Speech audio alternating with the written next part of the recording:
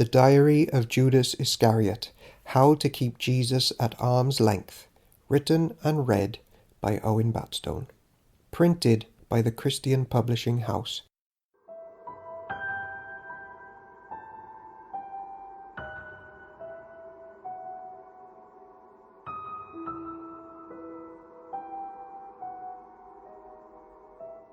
Entry 7.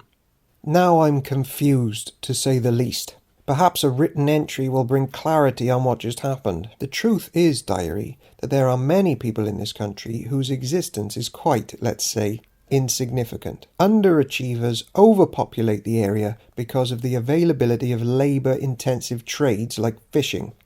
Fishermen are, for the main, unsightly, beastly lumps of men, unblessed with the full humanity which resides on others. The years pass them by and sees their already limited levels of cleanliness, social skills and morals plummet into non-existence before premature ill health or accident usually claims their lives. I thank God I am not like the fishermen, those worthless men, those hopeless men, the worst. But here's the problem. The rabbi just handpicked 4 fishermen to join his inner circle. Perhaps his tendency to approach and be approached by literally anyone is an inevitable consequence of being born in an open public stable. 2 of them were heavy-set and primitive-looking. He evidently doesn't judge people by their appearance. Possibly brothers, possibly called Simon and Andrew. The other 2 I couldn't quite see, for they were hunched over needling broken nets together with their dirty, meaty hands. If their smell wasn't evidence of their profession, then their dim-witted decision to drop everything and immediately follow him was. This type of commitment disturbs me, though I wasn't surprised to see fishermen do it. Those who have nothing need fear no loss. But for people like me, it's unwise to follow anything or anyone fully. Before I left home, I ensured that other career options are open to me if this experiment comes to nothing. Meanwhile, they are gifted a prominent role and I'm lost in the crowd. Speaking of this crowd, it's starting to irritate. Some of the women have an incurable proclivity to talk at me without pausing for breath, and this only gets worse when they're overtired. There's the nervous chap who's incapable of finishing a sentence without trying to be funny. Another one emits a bizarre nasal snuff between every word. There's the cluster of girls who laugh hysterically at totally unfunny events, and I'll leave Mrs. Eats-a-Lot for another time. I sincerely hope the rabbi doesn't want much involvement with such flawed groups, bodies, or gatherings of people as these. Now, I'm not saying I don't have flaws, but I've always tried my best, been upstanding and forthright. I've paid my own way through life with the money So I don't see why I should be grouped together with people like this. All I'm asking for is what's mine by right. Separation. Brackets. Matthew 4, verse 18 to 22. Mark 1, verse 16 to 20. Luke 5, verse 1 to 11. Entry 8. The aforementioned Simon seems to be very popular with the rabbi, and I witnessed some strange things today at his fish-smelling house. His wife's mother, and if he bagged a wife, there's hope for us all, went from being seriously ill to totally well and making us dinner, more fish, with just one touch of the rabbi's hand on hers. Some of our group say feats like this aren't even his most impressive quality, and that his character is even more wonderful than his miracles. It's a nice sentiment until I see that they base their level of commitment to him in accordance with who he is, rather than what he can do for them. For them, there is nothing about him that can be improved upon even by imagination, and at this point it all becomes for me rather ridiculous. Brackets, Matthew 8, verse 14 to 15. Second season. Entry 9. The rabbi has slightly redeemed his previous selection blunders with his latest choice of a follower, a publican Levi Matthew. Of all the Roman officials in Palestine, none are aboard like the publicans who, in their enforcement of taxes imposed by a foreign power, exist as living reminders of lost Jewish independence. I actually think Matthew's devotion to earning money at the expense of friends, popularity, and conscience is worthy of respect. Yet the question of why he was chosen perplexes me. The selection process is about as predictable as the direction of the wind. Brackets, Matthew 9, verse 9, Matthew 2, verse 13 to 14, Luke 5, 27 to 28. Entry 10. Note to self, pay no attention to stories retold by the mono-browed twigneck from Shechem. He gets key details wrong because he's jostling in the crowd and pressing against windows and doors. During dinner at Matthew's house, the rabbi would not have said, "I have come for sinners, not the righteous," but, "I have come for sinners and the righteous." That's the only possibility, or else his mission is one that leaves him and his father in the company of absolute wretches. This would be counterproductive and sounds like something my parents would teach. There'd be nothing in that kingdom for me.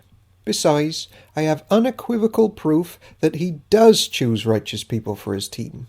Alas, diary, for today, temple timbrel roll, I was chosen, well, don't be fooled, I volunteered, and ordained with 11 others, I think he felt he had to have more than just me, to heal, cast out devils, and to preach in his name. I'm positively encouraged with myself. Not to mention, it's really changed how I feel about him and the others. I'm now inclined to re-attend their meetings, which I was starting to miss because they barely ever focused on me. Moreover, his final act of repayment for my faithfulness to him was to appoint me treasurer of the group, though this seemed to cause him deep concern, as if handing me the job was going to kill him. Brackets, Mark 3, verse 13 to 19, Luke 6, verse 12 to 16. Entry 11. He's just finished his message on the mountainside. There hasn't been a bigger crowd to date, a chance to make some real profit. I placed accents from Galilee, Perea, Judea and Phoenicia, so I was quite befuddled when he began to teach them instead of treating them. Doesn't he know it's only ever a remnant of people who respond positively to preaching? And especially this kind of preaching, where the speaker has thought more about the content than the method of delivery. As for the message itself, well, I confess to having only half listened. I was calculating what a concession charge would have made. What I did hear was a tad negative. Blessed are they that mourn. Is all well if you're a Simon type, a fumbling idiot whose sins are as blatant as his sagging waistline, but not if you're a Judas. I have little reason, spiritually, physically, or financially, to mourn. The rabbi's father ought to spend less time stooping to bless mourners and more time crediting those who stand brave enough to handle their problems themselves. As for when you pray, you must not be like the hypocrites who pray to be seen by others. Of all the practices I was taught during my sheltered upbringing, praying was the least beneficial of all. God invariably denied giving me what I felt I really needed, and so I stopped.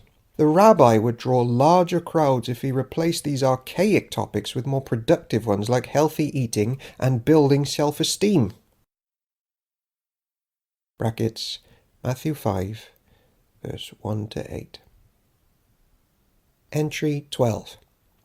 We have begun a second preaching tour of Galilee, which I like. For me, the most popular mission trips are the ones that take me far away from home. I don't like being around the same people for too long because the principles of Judaism are harder to uphold with people you see every day. The strangers in Galilee are impressed with my tithing and teaching, but my neighbours at home expect the employment of the more difficult duties like mercy, patience and forgiveness. Entry 13. One benefactor of the second tour is a woman called Mary Magdalene. The day we met her is not to be forgotten. The locals were worried about her and urged us to visit.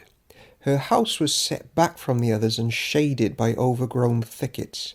Her garden was unkempt, and our feet crunched on the shrubbery and litter strewn over her straggly pathway. The door was ajar, and we found her draped across her bed with unusual flexibility, but it wasn't until the rabbi entered that she startled out of her lethargy and shaped herself backward like an archer's bow. Her face became overcast, angered, and screwed narrowly like a snake. She shrunk into the shadows, barking with a scratchy voice, "Begone, Prince of Peace!" There was a mark of familiarity about their dialogue, as if they were carrying on an argument from a long time ago. Diary. If what the rabbi says is true, that evil spirits had invaded her, and there is a banished kingdom where these diabolical phantoms coexist with people, then there is no horror to match it. The day we found Mary, the flippancy which was overcoming some of the preachers with us stopped immediately. Instead, they began confessing their sins to God as if to make doubly sure that they were safe from creatures like these. I, however, delayed the impulse to pray, and have since found the tasks of writing and talking to others about my stresses to be equally cathartic. In fact, I have warned the others against praying too much, as it can be an indication of weakness and dependency, and this is not the practice of real men. Brackets, Luke 8, verse 1-3.